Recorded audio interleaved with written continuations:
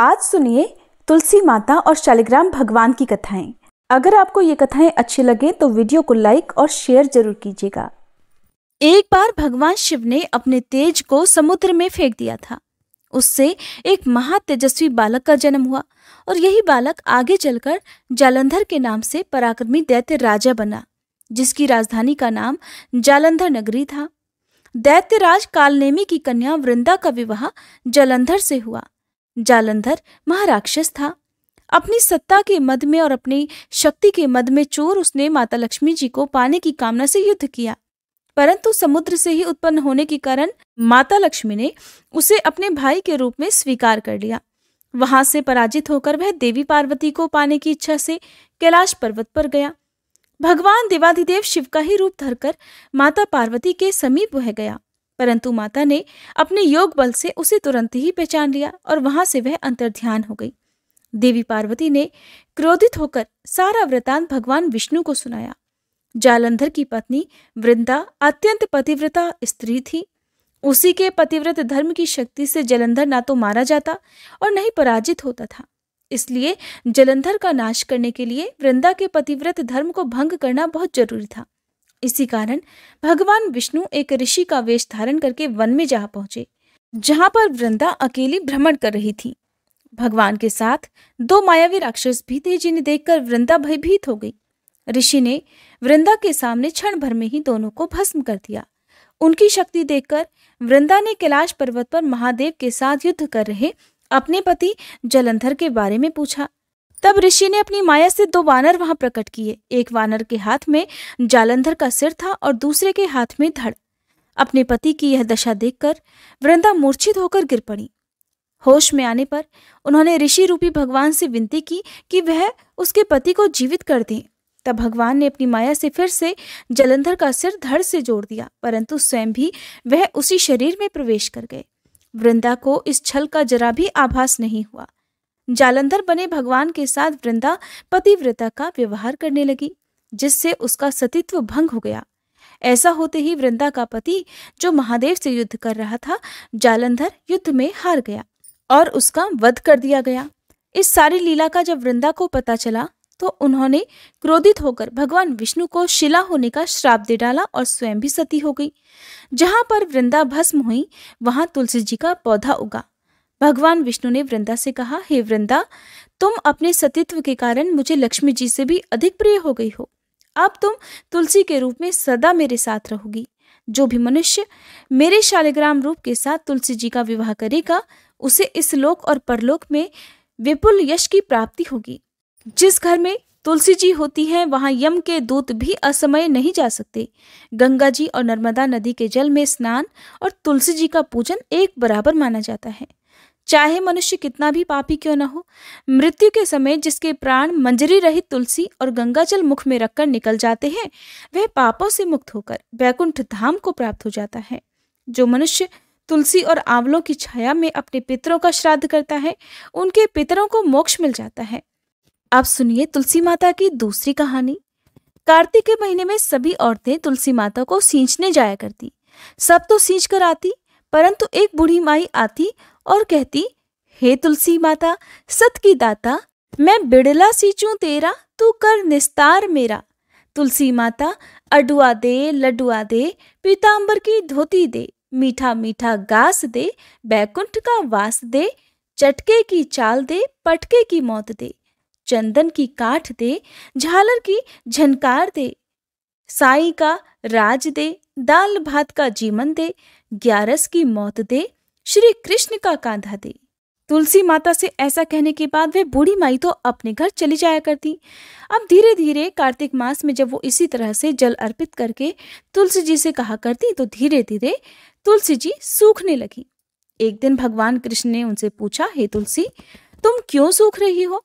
तुम्हारे पास तो इतनी औरतें आती हैं, तुम्हें मीठा भोग लगाती हैं, गीत गाती हैं और तुम्हें सींचा करती हैं।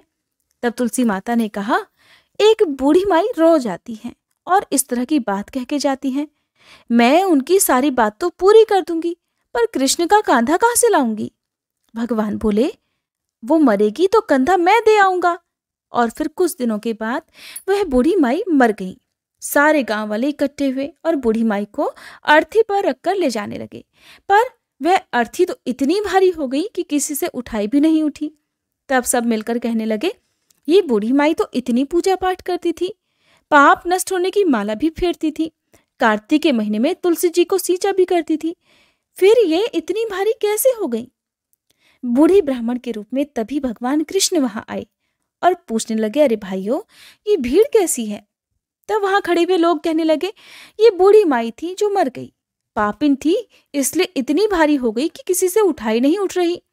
तब भगवान कृष्ण कहने लगे, भाइयों, जरा मुझे इस बूढ़ी माई के कान में एक बात तो कहने दो, शायद उठ जाए।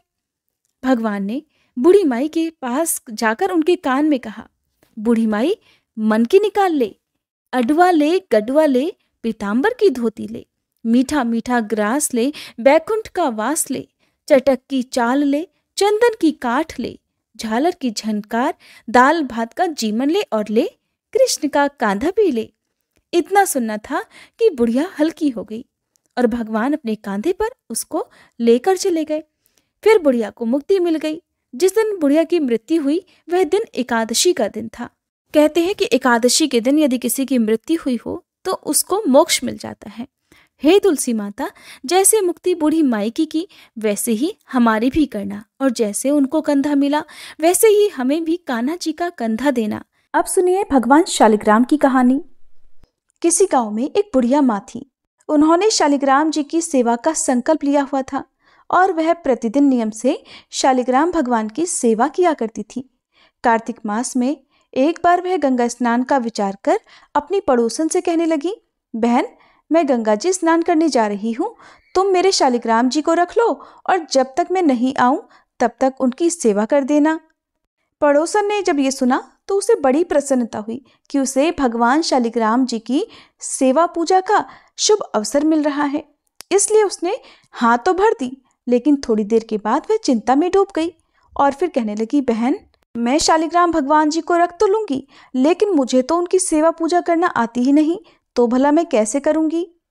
तब पड़ोसन की बात सुनकर बुढ़िया माँ उसे समझाते हुए कहने लगी कि इनको सुबह सवेरे उठा देना, नदी से लोटा भरकर पानी लाना, आते समय बगीचे से फूल और तुलसी भी लेते आना, भगवान को जल और कच्चे दूध से स्नान कराना, चंदन लगाकर पुष्प और तुलसी चढ़ाना, दूध का भोग लगाना और दोपहर को रसोई में जो भी बने उसका भोग लगा देना, शाम को दिया जलाना और रात को सोते समय शालिग्राम जी को भी सुला देना। बस ऐसे ही पूजा करनी है।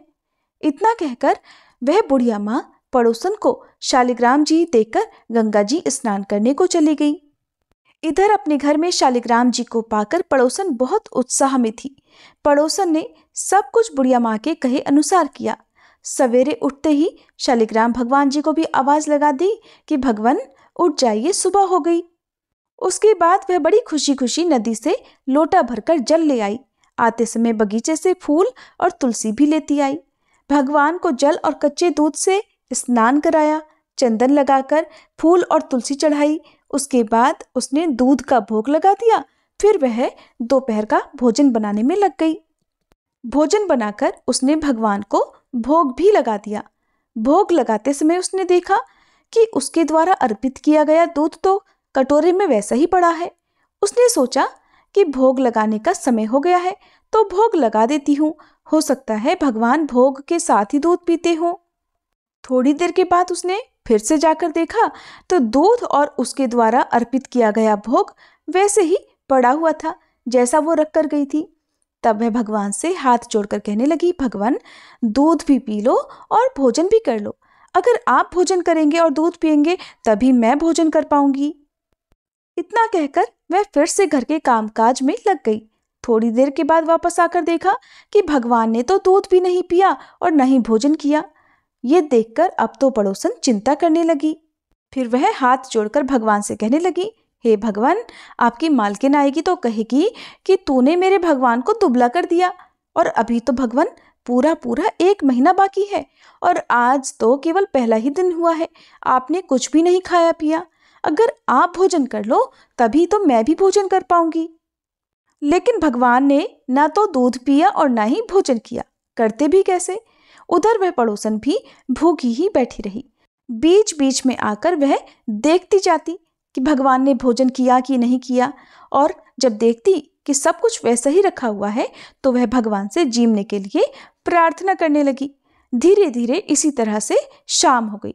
भगवान शालिग्राम जी ने सोचा कि अब तो इसे दर्शन देने ही पड़ेंगे, नहीं तो ये बेचारी तो सारा दिन और सारी रात भूखी ही बैठी रहेगी।